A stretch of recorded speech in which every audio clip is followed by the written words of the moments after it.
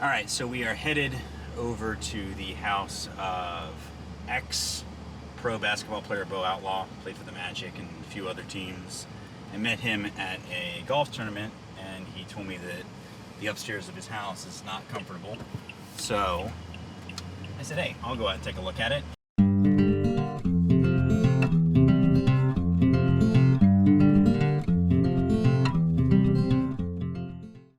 So I'm using the thermal imaging camera, which this is the nice FLIR pocket thermal imager, which I like because it's very rugged, just to kind of look at insulation coverage and just see if we have potentially an insulation issue, because we got a really hot attic. One thing that's interesting though, you'll notice the AC is currently off, and you can actually see it's hotter around the vents than it is anywhere else. And some of them you see that pattern more around the edge, and others you see it in the center. And when it's in the center of the vent, that represents duct gains. And when you see it around the edges, that's an indication that we have infiltration around the edges of the vent, which is, you know, I always talk about this in terms of heating loads. Reducing infiltration gains, reducing convective gains from attics is the #1 thing you want to do, because attic air, not only is it very hot, but it's also super humid. So you have that latent load associated with that. So that's one thing we definitely want to look at, and it's a really simple thing to do. You just take the vents down, make sure they're all really well sealed around the vents, make sure they're well insulated around the vents. But we also, yeah, that's a big piece of it. And again, that's not going to fix the whole problem, but it's low-hanging fruit. Yeah, humidity is a big issue. Well, you can see this one here. I mean, look at that one. Yeah, 86 degrees that we're getting up through. Now again, when the AC is off, the ducts start to heat up, and so that air does begin to heat up in the duct, and you'll see that. But you see around the edges where we have this whole pattern of infiltration from the attic. It's early in the day, so you didn't think it'd be... Yeah, it's only going to get worse. Yeah, and you can see all the way around we've got an 83 degree, 84 degree ceiling, and we definitely have hot and cool spots in the attic. So there's definitely opportunity through insulation to help. Again, sealing around. I want to look at some of these can lights in here. Can lights are usually really bad. Yeah, you can see here. Actually, the can lights aren't as bad as I would expect, but you see on the edges, we've got significantly hotter around the edges. Again, I'm surprised, because often we'll get a lot of heat around can lights, and these ones are actually pretty well sealed, so not too bad. Yeah, the vents seem to be more of an issue, and you can see them kind of hanging down. All right. Oh, okay. Yeah, so we've got the old black ductwork. And that's part of the reason why your vents are warmer, because you get radiant gains in this black ductwork. Oh yeah, you can see, yeah, there's whole spots here where we're missing insulation. And sure enough, right around the edges where I was seeing those hot spots, we have bad insulation. It looks like we may have had a roof leak in here or something. Yeah, it's right over here. It's kind of over where your master bathroom is. Is that right? Yeah, that's where it was. And they didn't put the insulation back either. Okay, we got another fun one here. We got a duct chase. You can see over here, they pulled back insulation and didn't put it back. And again, like, no one of these single things is going to be a huge issue, but it's cumulative. Convective loads, meaning attic air coming in from around the vents, around the can lights. We have radiant gains in all of this black ductwork. We can see this duct is completely unstrapped, sagging on the, see, they tried to use some metal strap there, but it's really inconsistent. And then the one that really gets me is where they have this chase for this duct going down in, and I don't know where this is going. I'm gonna have to figure this out, but it's all completely open into the attic. So in terms of convective gains, all of this is uninsulated, but it's seeing attic air, so that makes a big difference. Let's see if I can figure out where this is going. There we go, thank you. You know what? What is going on? I appreciate that. I am looking pretty good. I was really back in there, man. Y'all came out looking totally different. Look at me, look at me. All right, so he's going out to check the refrigerant side. I'm gonna go ahead and turn on this other system. Okay, so I want you to just look here. So one of the things, what they've done here is this is all non-metallic jacketed black flex And so in the attic, we're getting a lot of gains on that. But then you see they just did a flat top box on this and it went into a piece of flex. But then up above it, and I didn't get a good video of it, there's just a triangle. So rather than building a straight up plenum, which I don't know why, because as you can see, they're going up through, rather than building a straight up plenum and tying in, they have a piece of flex, then they have a triangle on top that's going off to all the ducts, which, you know, in terms of static pressure, in terms of system performance, is pretty rough. Can you speak English? Well, I'm talking to a technical audience here. This is true, the technical audience, but everyone is like, so what if we got beginners like me? Okay, so a beginner like you, air handler, all the air comes up through here and pushes up here, okay? So it's all drawing in through the return up to the system. What they did was, rather than taking this duct that's the full size of the unit and just going up into the attic and then tapping ducts off the sides, what they did is they took and built a little tiny box on top. It was this size and they made a smaller They box. squeezed it down to a piece of flexible ductwork, which is less air, and then it goes up and attaches into this little tiny triangle. It gets less air. Right, that then has ducts coming off of that. And so what happens is not only is it a factor of the fact that there's less area, but there's also a lot of turbulence. So when you have these weird shapes, the air is moving and spinning and all this kind of stuff. It's warming up. Yeah, and so not only, and so when we talk about this black jacketed duct too, you know, in a space like this where it's dark and it's cool, who cares if it's a dark color? But up there, you have all of this radiant heat. The sun's beating down on the roof, So black is attracting and that transfers into the duct, right? And so, you know, in the early 90s, up until about, that's when this was built. So yeah, up until about 2000, this was the kind of the standard new construction ductwork that they would use. And again, you can get by with it, but now you've got to overcompensate with more equipment. So overcompensate with higher bill. Higher power bill, exactly. That's yeah. Translating. There you go. Yeah. So for y'all newbies like me, you see why you're paying more for your electric bill because of the black ductwork. Right. And again, like in here, it's fine. The other interesting thing is this unit. It runs these ducts up. It goes all the way across the attic with this black ductwork, So and warmer, and then it goes all the way down to the back wall and transfers down. And there's one duct that goes through this opening. So if you imagine, there's an opening that's in between this bathroom and this bedroom, probably in behind a closet or something, and this duct goes down through there. But the top is open of this big square, okay, into this super hot attic. And there's no insulation in the walls inside this big square. Cool. Exactly. So that heat of the inside that chase duct, which is behind one of your closets, is just radiating heat into this upstairs space as well. That's not a big problem to fix. You just take a piece of duct board and you seal up that top piece. So this right here, I'm being educated on AC 101. I'm in basic 101. Some of you listeners might be like level 102, 103. I'm the basic introduction to AC. Yeah, and this is the goal here is fairly obvious. We're just trying to keep the heat from the attic in the attic. And there's a lot of different types of heat. Getting attic air into the space, that's what we call convective. We want to keep the attic air up there, and we also want to keep it from conducting through the, yeah, exactly. And we want to prevent radiation. So, you know, 3 different types of heat: conduction, convection, radiation. We've got issues with all 3 in this attic. Radiation is heat being transferred through the walls of this duct from that hot roof deck. Conduction is spaces where there's insulation missing completely. Where they repaired the roof here, they didn't put the insulation back. So there's just big gaps there.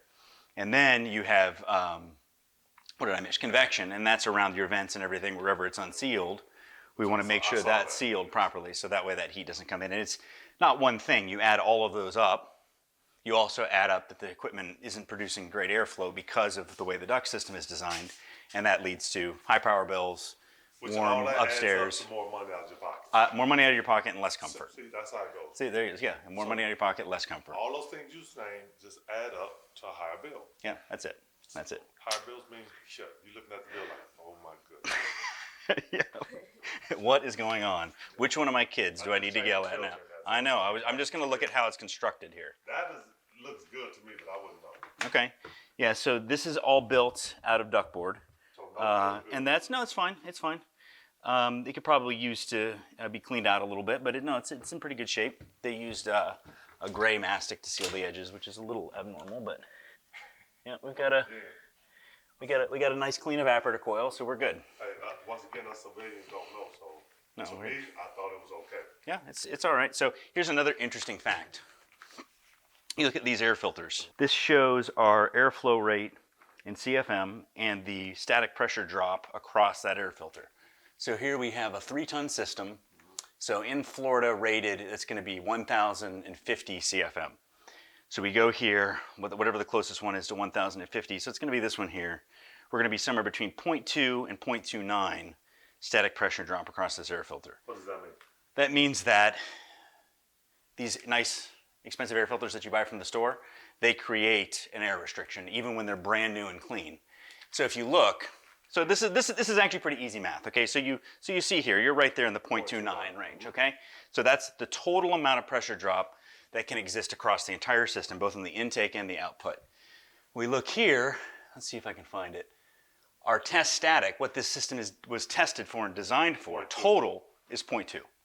That means that if it had no ductwork on it whatsoever, and the only thing it had in it was this filter, you would already be behind the 8 ball. I'll be -9. Exactly. So, well, so 0.2 and 0.09 in this case. No, I mean, but minus. Yeah, you're already behind. Yeah, you're already behind. A lot of this has to do with, the fact that manufacturers are doing this sort of thing where they use test statics that are that low, because that's just goofy. I mean, you're not going to have, even in a perfect world, you're not going to get a system that performs there.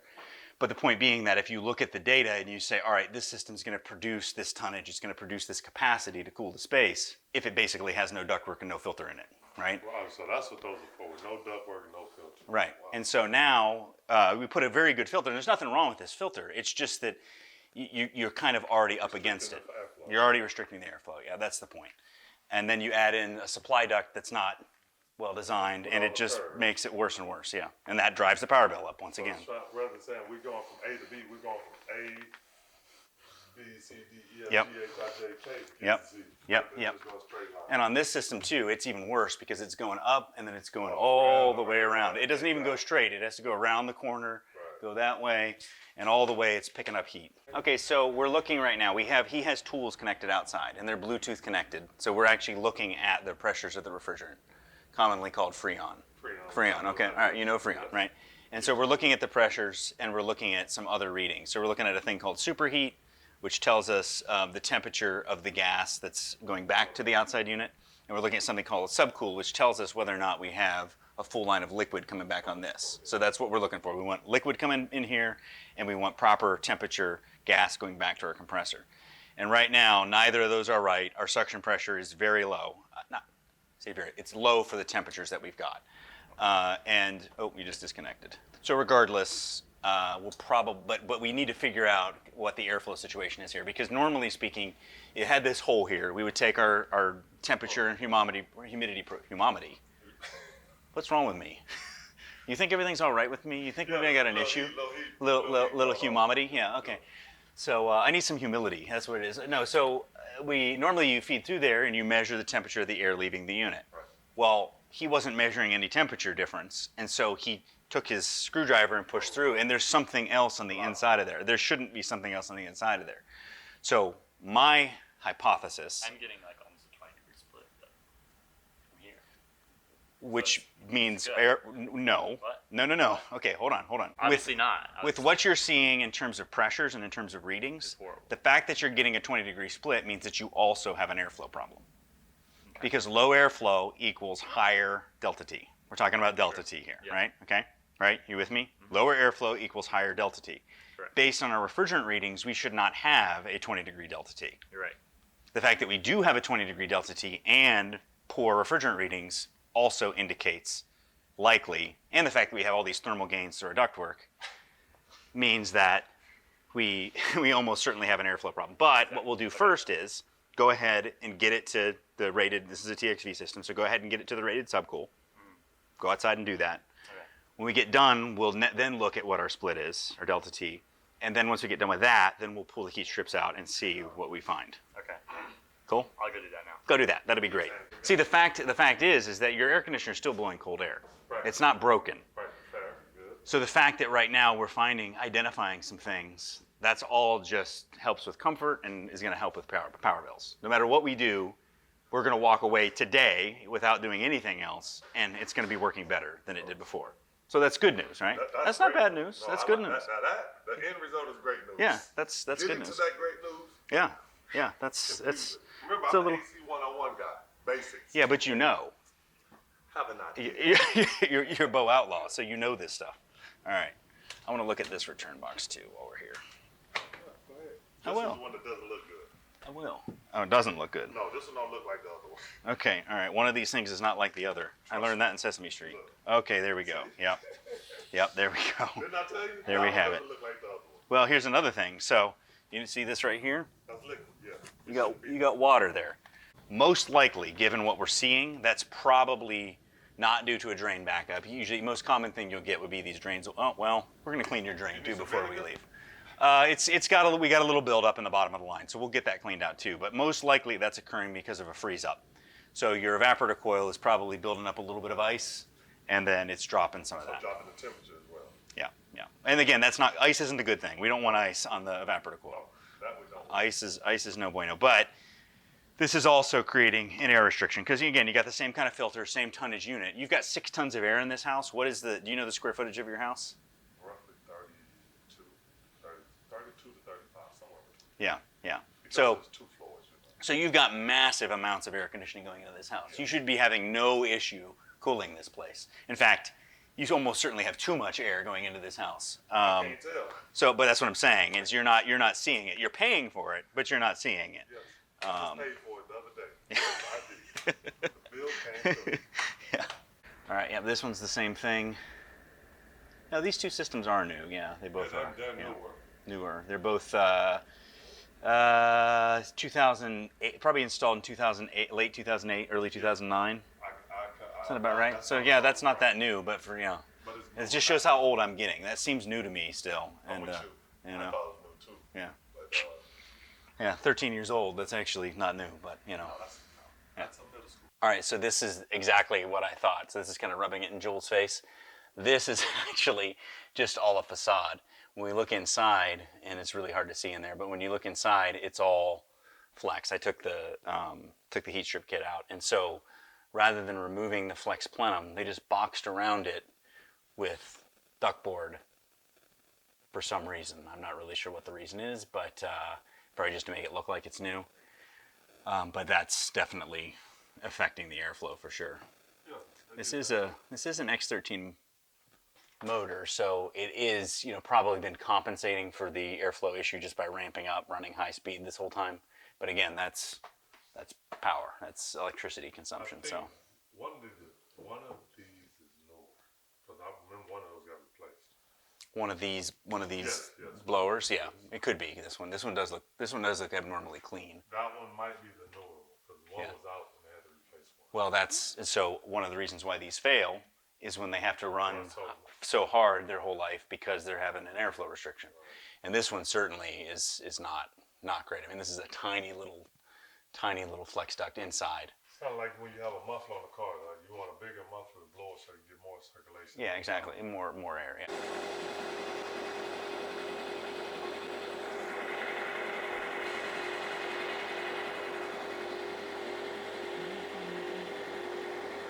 Went through the house, went through the attic. We got the whole story. Yeah. Biggest challenges that we're facing, because again, your comfort issue upstairs is the reason that I'm here. Yes. But then power bill came up.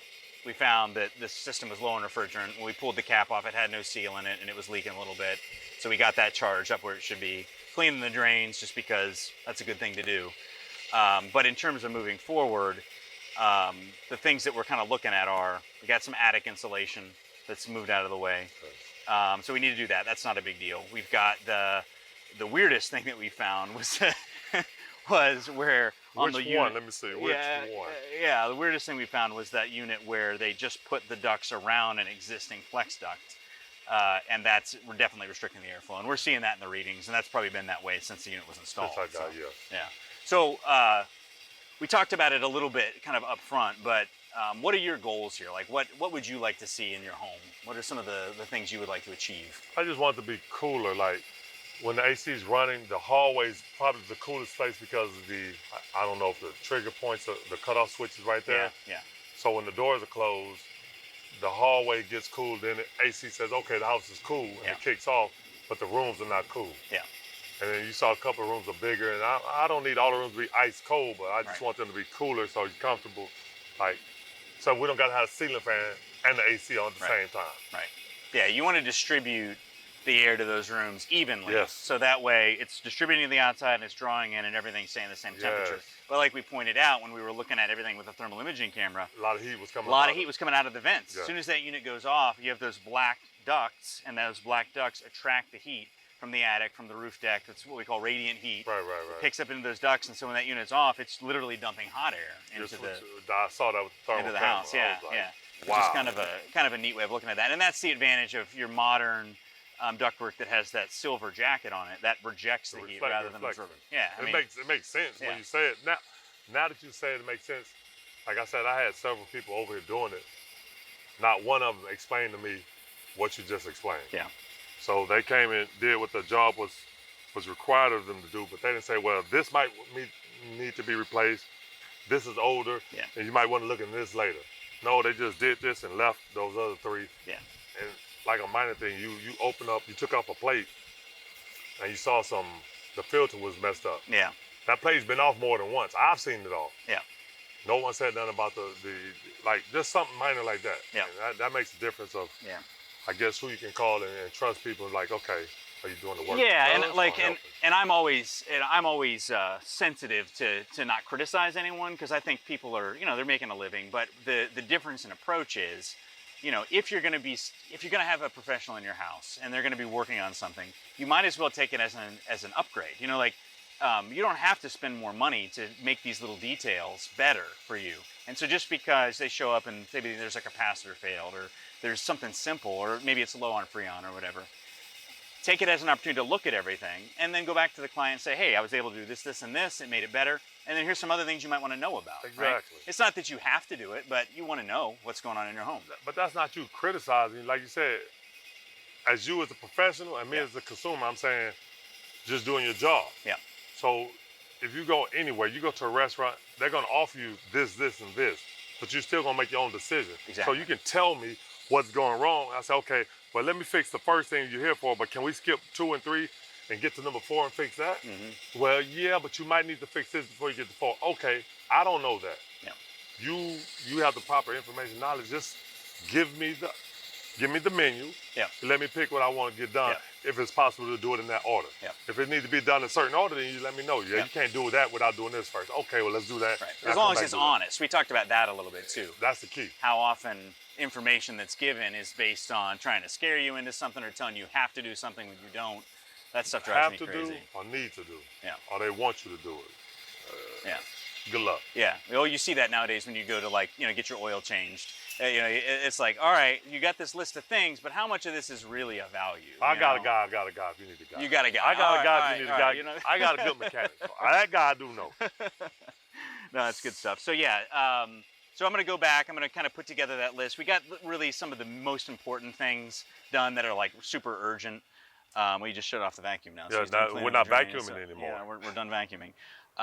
But the main thing that I wanted to kind of communicate in the purpose of this video is just to talk about I don't want to be an organization that is just competing on the same level that everybody else is. What I want to do is provide a premium service to people that is a value. It's not about, because a lot of people will compare things on price, they'll compare things on, look at value, you know. When you come out and you look at everything and you're really thorough and you walk away and all this stuff is now resolved that wouldn't have been resolved otherwise, well, that's what value looks like. Well, I'm going to rewind. When I met you at the golf event, I told you my situation, and you told me, I'm going to come take a look at it. I'm like, okay, cool. And you was like, no, I'm going to look at everything. Yeah.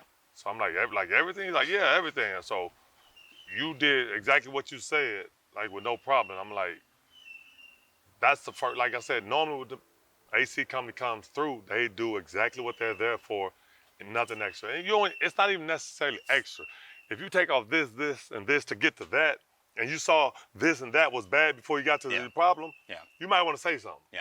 And that's all I'm saying. I ain't telling you to dig for extra. You were actually digging for extra because I told you I had a problem. Sure, so you had no clue what was going on. So you said, okay, I'm just going there and do everything. Yeah. But if before you got here, you took off a panel, and before you got to the main part of you saw, you said, well, this right here is not good. Then you was putting something, well, this not good. Then you got to your problem, it's like, that's really not good. So Right. the person before you did that, so why didn't they say that? Yeah. That's all I'm saying. Like, just like you say, honesty is the key. And I just, man, just tell me the truth, man. Yeah. Let me figure it out from there, and just, here it is. Yeah, be thorough. Yeah, and it's just like when we took the caps off. That simple to stuff. to check the refrigerant, we found it didn't have a seal on the cap. Such a small. I mean, what does that part cost? 2 cents? You know, like it's nothing. It probably cost but- you 2 cents. They're gonna charge me $3.92, but it might be like $8.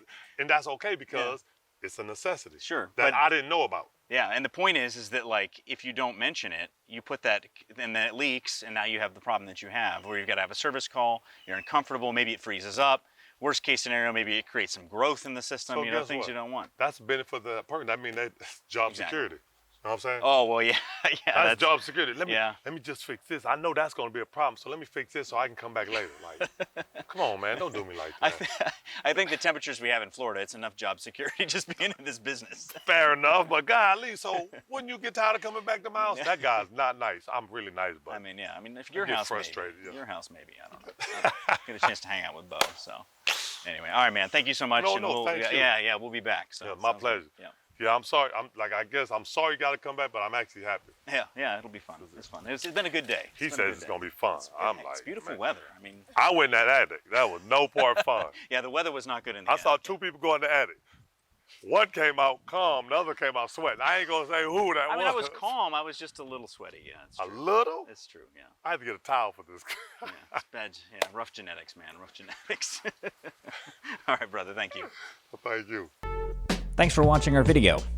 If you enjoyed it and got something out of it, if you wouldn't mind hitting the thumbs up button to like the video, subscribe to the channel, and click the notifications bell to be notified when new videos come out.